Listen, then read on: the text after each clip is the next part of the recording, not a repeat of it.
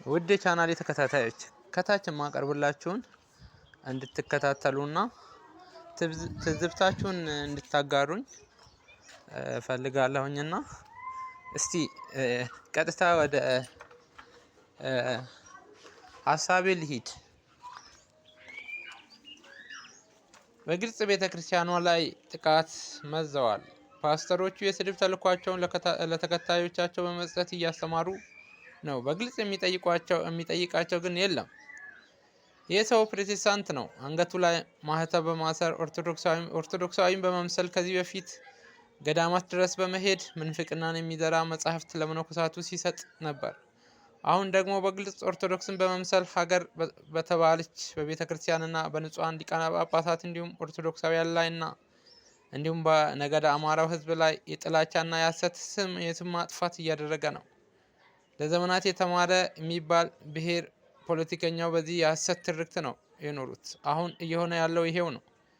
አንድን ብሔርና አንድን ሃይማኖት ኢላማ ያደረገ ሰው በጥላቻ ንግግር እንኳን ተጠያቂ የማይደረግበት ስርዓት ነው ያለን። አዎ ይሄን ተልእኮ የሰጡት የመንግስት መዋቅርን የሚጠቀሙ የብልጽግና ወንጌል ተከታዮችና የውብ አህያ ባለስልጣናት ተልእኮውን ስለፈጸመ ይሸልሙት ይሆናል እንጂ ተጠያቂስ አያደርጉትም።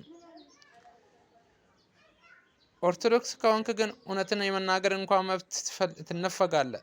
እንደ ዜጋም ፍትህ ከጠየቅ እንኳን በየእስር ቤት እንዳሉት ዲያቆናት፣ መምህራን፣ ሊቃውንት፣ ጋዜጠኛ ሁን ያለ ፍርድ ቤት መጥሪያ ትታሰራለህ። መንግስትና ሃይማኖት የተለያየ ነው የሚለው ኦርቶዶክሳዊና በመንግስት የተለየ ነው በማለት ብቻ ካልሆነ ሌሎች ሃይማኖት ከመንግስት ጋር በመሆን እንደፈለጉ ጥላቻ የስም ማጥፋት ሲዘሩ ከዛም ከፍ ብለው ጂሃድ ይጠራሉ። ፓስተሮቹም እንደፈለጉ መድረኮቻቸውን ጥላቻን በመዝራት በማንቋሸሽ ርዕስ እንዲሰጡ ይደረጋል። ሀቁ ይሄ ነው።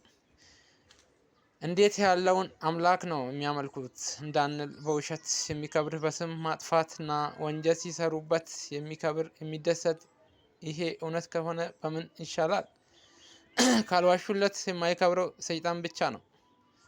ውድ የቻናሌ ተከታታይ እንግዲህ ይሄንን ያለ ማስረጃ አላቀረብኩላችሁም እና ገብታችሁ እናንተ ማየት ትችላላችሁና ሼር አደርግላችኋለሁ።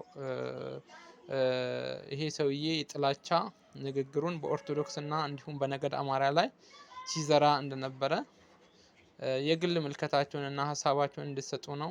እንግዲህ በምን አይነት መልኩ እንደተዘመተብን መዋቅራዊ የሆነ ጥቃት እያደረጉብንና እያከናወኑብን እንዳሉ እንድታውቁና እንድትዘጋጁ ራሳቸውን እንድትጠብቁ ቅድስት ቤተክርስቲያንና ካህናትን እንዲሁም ዲያቆናትን አገልጋዮቻችንን እንድትጠብቁ ለማለት ነው። ክብረት ይስጥልኝ። አመሰግናለሁ።